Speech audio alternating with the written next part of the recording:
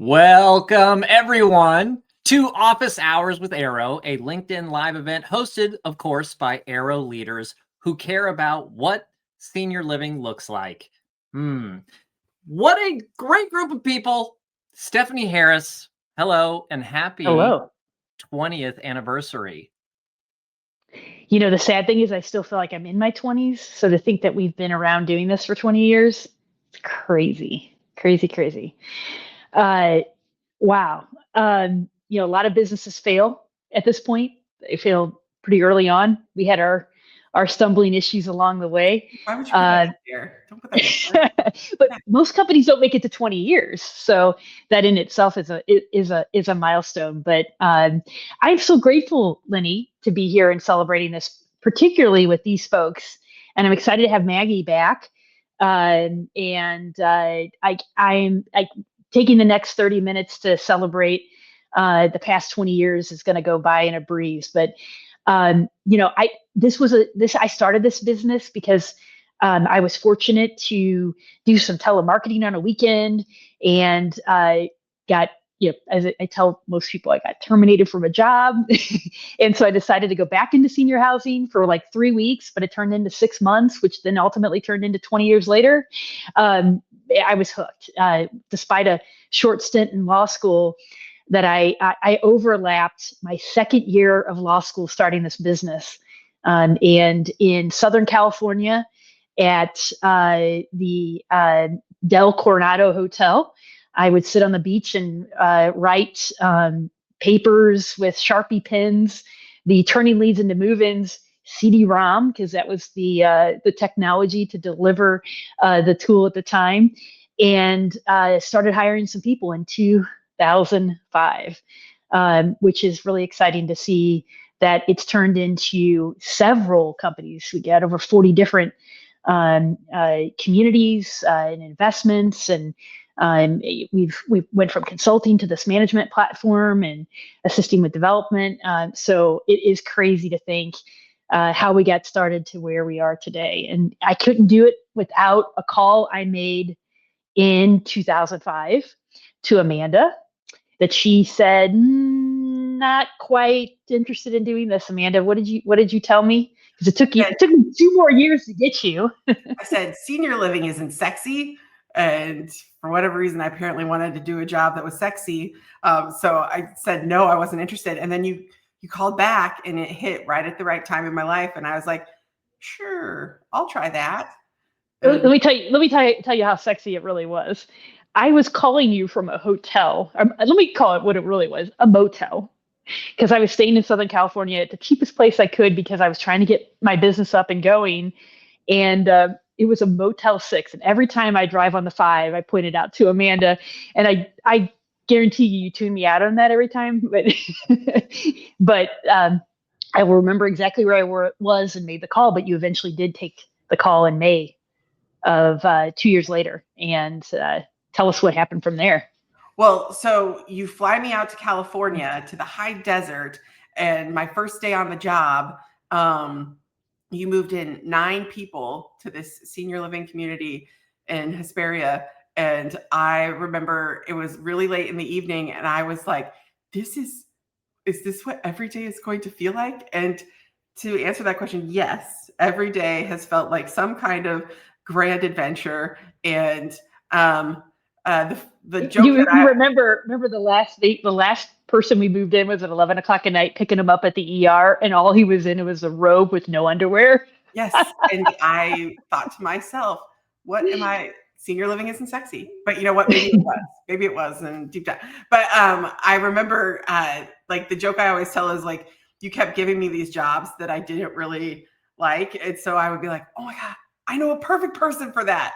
And before you knew it, there was no job left but COO. And so that's how I officially became the chief operating officer. And one of the first persons you pulled into the company was?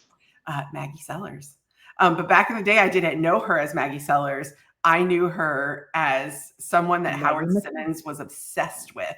And he thought Maggie McConnell, at the time, Maggie McConnell, was so amazing. And deep down, I was jealous of Maggie because of how much Howard loved her. For those who don't know, Howard was my roommate back in the day. We met at the Springfield News Leader, and I would watch him from across the hall. He was in advertising and I was in marketing, and I'd just be like, he's so wonderful. Come to find out, he was obsessed with Maggie and didn't need me as a best friend. Long story short, once he introduced me to Maggie, I totally understood like how amazing she was, and then tried to convince her to come work for us. And you eventually did. Yeah, hi everyone. Happy 20th anniversary.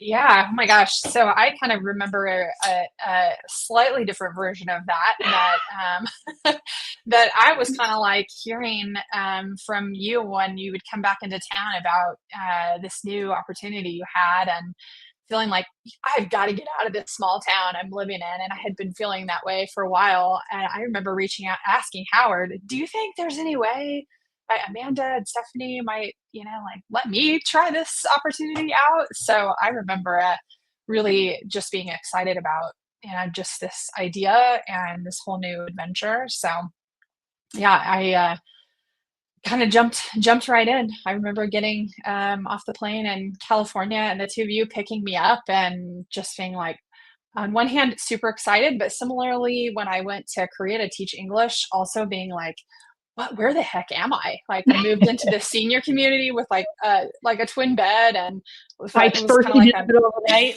Yeah, in the middle of the night. Yeah. But yeah, I just learned so much. Stephanie sent over just some things that we might talk about, and I was thinking about, God, so many things that I learned. It felt like such a formative time in life, almost like college or high school, like in 3 or 4 years, like how much, just what a huge impact it's had on the rest of my career and who I am as a person, really. So super grateful to be here. Well, who would think? Because I like that. I mean, I don't know that we always people really understand when we say that we moved in to a senior living community, and we weren't moving into like lush luxury apartments. We had a twin size bed. Yep. Maybe maybe we had a cardboard box as a nightstand, but we were really roughing it and we would go and we would work within those communities, and those communities kind of became our life for the period of time that we were there, turning them around. And we worked 7 days a week if we were on site. And it was, I remember sitting around in my Crocs on the weekend while we were making calls and off of sheets and little note cards at the time, the prospect information. Yep. I remember being in the closet in that office because like Stephanie, I have a hard time with hearing sounds, especially on the phone. So I had to pull myself in the closet and just turn the light on in there and make calls all day.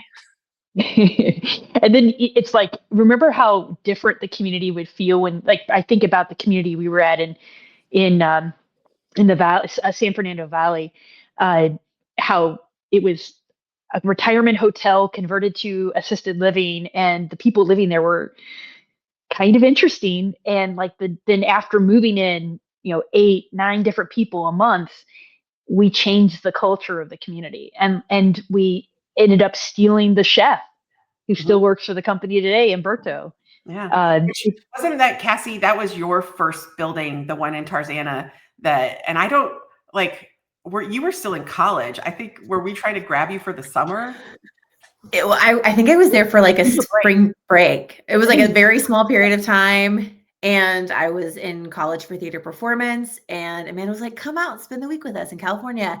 And I had only packed distressed denim, and Stephanie was like, you can't wear those pants. And so I had to like run to Target with Stephanie Greer and like find khaki pants so that I could be presentable.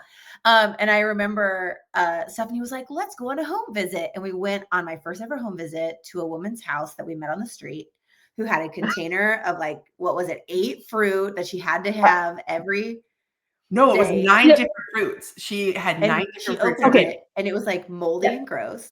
Yes. Now, we keep in mind, she actually she was the nosy neighbor on the Jeffersons. Do you remember that about her? Yes. And she could put her leg up by her head. Yes. And Stephanie was like, she would do that during meals. Yes. She would put her Mhm. show you. And Stephanie was like, let's go to her house. And so we go to this apartment around the corner, kind and of, it was a hoarder's paradise. And I remember Stephanie and I like squeezing down the hallway, trying to help her figure out if she would move in. And then I was like, I'm going to go home early. And then I left early. You I literally early. left the state, left the Yeah, project, I left us. literally was like, I have to go. And And she then moved in. And guys, Umberto made her 9 different fruits every single day so that she never missed that routine. and they weren't moldy. But I did And- come back. You joined a year later, I think. Right, year I and a half did. later. Where? Yes, you guys were going to Vegas, and I was going to be a famous actress. And you said that if I came and worked, you would pay me, and I would have free room and board. And I went to Vegas, and think somebody came in a week later, and I trained them after a week of being on site. And then one day Stephanie was like, make a call center, and I was like, great. And I just sat on the phone and called people. And then Stephanie was like, you're ready for a building. And Call then- centers are like they're all the rage right now, and we were doing that in 2008, I think it was. At the We time. sure were. We sure were on our landline phones that we were holding on our side. And yeah. And then Stephanie was like, go to a building. And then I went to a building. And then you and Lenny met in college in the theater program. And we were like, Lenny should come too. And so I don't know. I don't quite remember quite how that conversation happened, but somehow Lenny ended up in I think Vegas it was as well. Well, Lenny, I'll talk about myself then. I have been madly in love with Cassie Tweten since college. And so when we were thinking of going to California to become famous actors, I went, and she followed you all. And so I was there in California for a while, for a handful of weeks, floundering, doing very poorly. And I was just like, you know what? I miss my boo. Let me go see where she's at. And since Vegas is only like 4 hours away driving, or a 50-minute flight, I think I decided I'll go hang out with her for a little bit while I figure out what I'm doing here in life. And you arrive and we say, Lenny, do you want to be the director of the call center? Yep. And you said yes. Absolutely. So then I started taking calls when people called in. And while I was doing that, I was handwriting mailers on a list, like 30 pages of addresses and names, tiny, tiny little font. And I was taking one by one, checking those addresses off, writing it down, moving on to the next one, checking off the address, writing it down. And I mean 500 at a time. That's where I started. Yep. And then all the while, Sweet Howard Simmons is you were working at the News Leader, you were hanging out in Springfield, Missouri. We'd come home, we'd hang out. You never really seemed interested. Then one day you're like, I'm gonna go to Paris, right? Because you came, So you joined us got after rid of you the got back partner, to or- Paris, right? well, yeah. So I went to Paris after I received my undergrad, which I was a continuing education student, got kind of late in my 20s, and decided that I was going to spend all my savings in 1 month of just complete, I'm going to say, hedonism in Paris. And when I came back, it was like I desperately needed money. And, So and I to was like, Stephanie and Amanda. you need money? I have a great idea. Right. Come work with us. And then that kind of trapped you.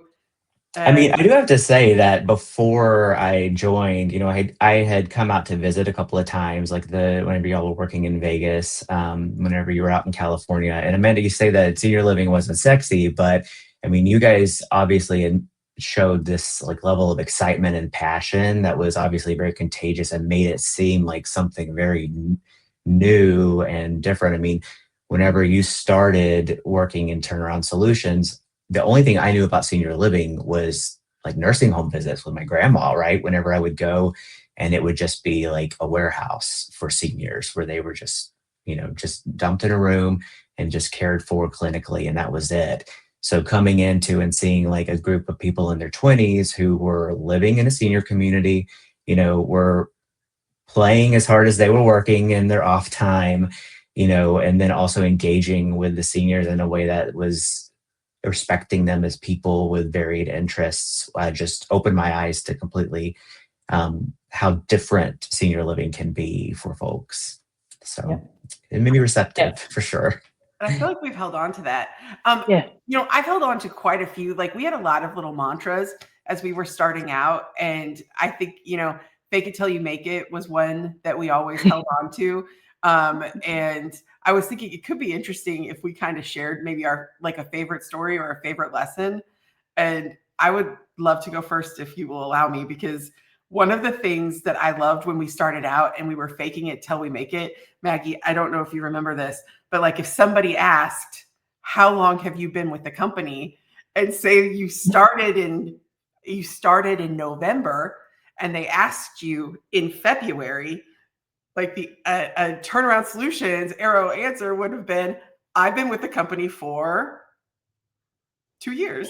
Like, I was going to say 1 year. But yeah. Well, I was going to say 2 years because I started in this year and you asked me in this next year. So I've been with the company for 2 years. And again, we definitely, well, I faked it till I made it quite a bit. Yeah. Yeah. I'll throw one in. I really loved, I was thinking about Maggie, you had your cats with you. I picked up my dogs as a part of this and naming the dogs, driving around LA, asking everybody in the car, what's the name of your grandma? And thus the birth of Gladys's name and, you know, our chief canine officer. And the other one I really remember, I know it sounds like it's not about like the experience of it, but at night, the running of the bulls, remember that? But when Greer traveled with us, she had this big, it was English bulldog, and then she had Coco the French bulldog. We had a pug, we had a Boston, and like they would just run down the long halls. Oh, it was crazy. That was when the building was pretty empty. It got a little harder as it started getting full. But just the fact that we were able to kick off a culture where people could travel with their pets was something that was personally important to me. But several other folks participated in that. Maggie, what about you? What stands out from the past year? Oh my gosh, so many. Yeah, I mean, I think of the experiences just with residents, you know, that I remember. I remember in Texas, I got to know this woman, Marilyn, and she was actually in I tried out for Survivor, and she was in my Survivor tryout video. And we still have that. So if I can ever find it, I'll have to send it to you all. But yeah, I remember the happy hours with residents, doing the veterans events. I mean, yeah, and I think just the camaraderie, to Amanda's point of kind of like fake it till you make it, like along those lines, I kind of learned to like, just because I don't know totally like if this is exactly the right way to do this, I've got to just sometimes do it. And I think that was a big growing point for me. I remember with the team in New Mexico, the washer broke at the community and we were like, what do we do? Well, we're just going to take all of this stuff to the laundromat and wash it in the middle of the night. So things like that we just learned to kind of problem solve, you know, and we kind of bonded together, I think, in those moments when we're like, I don't know what to do. What do you think we should do? Let's just do something. Yep. I texted Rachel so that she could start putting up some of our old photos. And I think we should talk over them, but like some of our memories, like that's Ariel, Lenny's brother, who still works with the company today, but he started, we offered him a job to deliver pies. And the joke is that he's never delivered a single pie, but he's looking great as a vampire. Look at that. Young. I want to say too that like to kind of build off of Maggie's comment about like it being formative, like what a crazy, you know, early experience coming out of college, being a salaried employee right out of college to like do things that you have no idea what to do. And you really are just making it up as you go, fake it till you make it. Living the craziest, we're living rent free. Like your biggest expense whenever you become an adult is like your living, your actual housing. And when we were living in these apartments, these communities ourselves, like we were living rent free. Like, I mean, we were living on a blow up mattress on the floor in a very small, studio with a bathroom. But we were still in Southern California, where the rents would have been insane. And the insane. commute would have been long. Which exactly, my commute was waking up, opening the door, and hey, I'm here. And so like the amount of like life experience that I got, like just in such a short amount of time in the early turnaround days, like is super invaluable to like just who I am as a person. The insane amount of money I spent personally, like going out every night. I didn't have to pay rent. So I was like, okay, let's go here. Let's go there. Let's go there. Like I'll buy, we'll buy dinner. They'll buy dinner. Let's take turns doing that.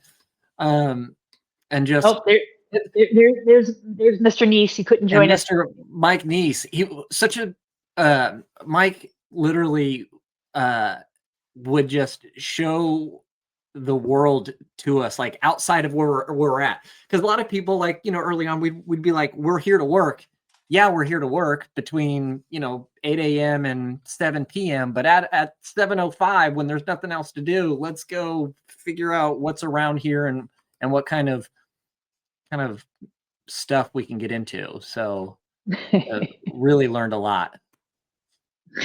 These photos make me laugh. Oh, there are those two running to the Bulls participants. Oh, geez, Howard and Cassie. So cute. Cassie or Howard, speaking of you two, what about you guys? What stands out to you?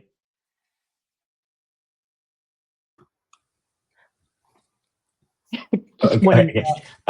So I had, I think for me, it was just learning how to, I think what Maggie was saying, like fake it till you make it, like speak with authority to folks, especially when you don't feel like maybe you have that power to be able to stand in front of someone and to make the decisions, or to show yourself as an authority or someone who has like the best interest of the residents or the employees at heart. I remember Stephanie specifically when I was on a tour. I was talking to a resident and I was a mumbler, which I still am 20 years later, but Stephanie pulled me aside and she was like, you need to speak up. And it was something that I just remembered because I was like, oh, right. Yeah. Like but do it in a respectful way. So then you're actually like, you're talking to them. They're, no matter their age or, what maybe they're dealing with, like they deserve to be talked to in a completely respectful way. Because we're here to serve them. So just that element of customer service, of having like a servant's heart, I think Arrow is just really impressed upon me and has stayed with me. Well, and we've learned so much together, like as we grew up. I mean, I always think back, one of the things that you're doing now in the company is working with our memory care leadership as they are enhancing their programming. And you were one of the very first people to really engage in developing what our memory care program would look like and feel like. And I remember a story that we would always tell you. There was that resident who like always had a constant conversation that was going, kind of a dialogue that she was having with herself, and you had to take her to the hospital or to urgent care, I think. Care, yeah. And you're sitting there with her and she's sharing with the whole audience, or like the whole waiting room, about how you've impregnated her. Right? Mm-hmm. Yeah. Yeah. It was an eye-opening experience and a real quick plunge into the deep end of working with residents with dementia on how one handles that whenever you're suddenly like all eyes are on you, as this woman is talking about how you might potentially be the father of her unborn child. Yeah. But I mean, again, we learned. It was impressive. You were impressed. You were very impressive in that role, Howard, because a lot of people would have seen things that could have looked at that very differently. And it was so cool to watch how you embrace that role. It almost chokes me up. Well, yeah, you think about Donna Tiegler. I remember her, like that woman literally had like, she just had like gusto. And the lady that would tell the story about the Chevy Malibu. Yep.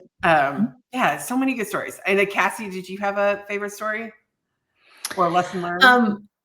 I think as I continue to stay with the company or grow inside of the company and watch us evolve and adapt, I think back to the things we said yes to in the past that Sarah Klebold would never let us say yes to now, right? Like, so I think it's interesting to have gone through it, and we were so fearless because we really didn't feel like we had anything to lose. And I think that sometimes we gambled big and we won big. I think sometimes we gambled big and we lost.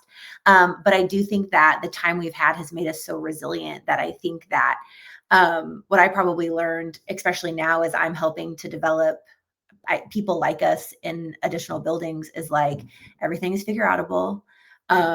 We can probably get to the other side of this, and like each situational decision making. Like, I love for us to be black and white, and Stephanie always gives me a hard time about this. My team would tell you I'm definitely gray. Stephanie would tell you I'm black and white, if that tells you anything. And I think it's the ability to understand the nuance of deciding in the moment. And like, we screwed up a lot. Like, sorry about transportation, guys. That was me. And we're still tripping over that 20 years later. And I think it's just, we can figure it out. That's what I think I got. So as I was sitting here listening to you guys talk, I was having a memory of one of the first clients who hired us and fired us. And I think I was the reason that we got fired, because I gotten back in the consulting days. I'm going to go somewhere with this. Follow me. I think the thing that I hope that we never lose is, and I don't know, Maggie, if you remember this, the time that we stole the lead box and locked it in a car. Because we weren't paid. Yeah. Oh yeah, I do remember that. Yeah, this client wouldn't pay us, and we had spent all of these months building this tickle box, because back in the day you didn't have a welcome home system where you could enter in your leads. You were literally handwriting on index cards all of the notes and all of the information that you had gathered on this person so that you could learn about them, and you would tickle it away for a day that you were going to staple it up. Yeah, staple it, tickle it away. And so we had these massive boxes of leads we had created, which to me speaks about how we were never afraid of the hard work. Like, we're going to sit in the closet, we're going to make the call, we're going to take the notes, we're going to do the tour, we're going to go at 11 o'clock to the urgent care and figure this out. So that story reminds me that we were never afraid to do hard work. And I hope we never lose that we're not going to fight for us and for this company, because when they refused to pay us, we just took that lead box and we hit it. And they're like, and we got paid. They're like, we need these leads. And we're like, we need to be paid. And we stood up for ourselves in a way that I thought was really important, to defend our work and to make sure that, turnaround was taken care of, that we were going to get paid so that our people could be paid. And I just hope that we always I hope we hold on to that, I mean, in reality, though, because we were a turnaround company, we were working with people at the worst point in their lives. Many of them were losing their business, and we're there trying to help them save the day. That particular client wasn't paying their lease. They had 20 other communities. And so, yeah, we were making successes, but they couldn't even pay their lender. And so they were struggling in it, but they thought they could get away with doing it. And we had to let one bit of leverage we could use. And I remember that moment because we actually locked it up in a vehicle they provided us. So I remember being terrified to do it. I remember being terrified for us to stand up for ourselves. But you said yes, and we did it. And I think that we carry that in most all things that we try to accomplish, Absolutely. Well, we have just a couple minutes left. I don't know if Rachel has any other photos she wants to pop up, but Maggie, I'd love to hear tell everybody what you're up to now, because I have to say, Maggie was our first VP of operations, one of my most favorite people to work with, her and Cassie, to be honest, my two most favorite people that I closely worked with in my career. And Maggie had a lot of the responsibilities that Cassie now has. Cassie's obviously the company has continued to grow. But Maggie, you were just such an important part. Tell us what you're doing today. Well, thank you so much. I wish there were so many more things I could say, but I'll share just a little bit. Yeah, I mean, I think when I was reevaluating what to do next in my career, I kept coming back to what I enjoyed most with Turnaround, which was working with the families and getting to know the adult children and the seniors and the caregivers, And so now I'm working as a grief counselor. I specialize in grief and caregiver support. So I do support groups and individual counseling with folks. And her husband designed the Arrow logo, John Sellars. Yeah. That we still proudly wear today. That's so cool. And he loves that. He just thinks that's really cool. That's awesome. Yeah. Oh my All gosh. right. I don't want this to end, but I know that we have to be mindful of time. But I do think that I am so, like, I've been looking forward to this conversation all week. Like, I am so grateful for the time that we had together in the way that we had it. And I do think that the thing that I will carry from it is how we stuck together through it all. And I know people that started with us have moved on, and some have moved on in their careers. Quite a few people are still with us today. I mean, you think about, I want to go through the list really quickly. You've got Umberto, who was with us for so long. I think about the very first building that we really started to take, like, you've got Megan Jones, who was our resident services director, who has been with the company now. So almost like what? We're at almost 15 years. More than that. She's gonna be pushing 20 years in a year or two. So yeah, 18. Howard, years. I think you're at 16. Is that right? You got Judy Nobles. You have, let's see, I don't want to forget anybody, but there's just so many people who have been with us for Rick Sackman. Yeah, Rick Sackman. That have Bill been, Weissmiller. Oh my God. Yeah. I mean, you could just go through the list, and there are these people that we've had the opportunity to make such amazing memories with. And then we're still. And I have to say, all the while we were doing this, because I think Michael Buckley's watching this, we used to watch at that community where we did the running of the bulls, What the Buck in the evenings. So that's where I first got introduced to Michael Buckley. Yeah, who would have thought he'd be with us today? And Maggie, you're Michael Buckley, because you're loving in Colorado life, right? Yeah, totally. Anyway. I think we did it. Yeah, I think we did it. I'm going to miss you. Here's to see you all. Yes. Yeah. Here's to 20 more years. Yes, go for it. Bye, guys. Bye, everyone.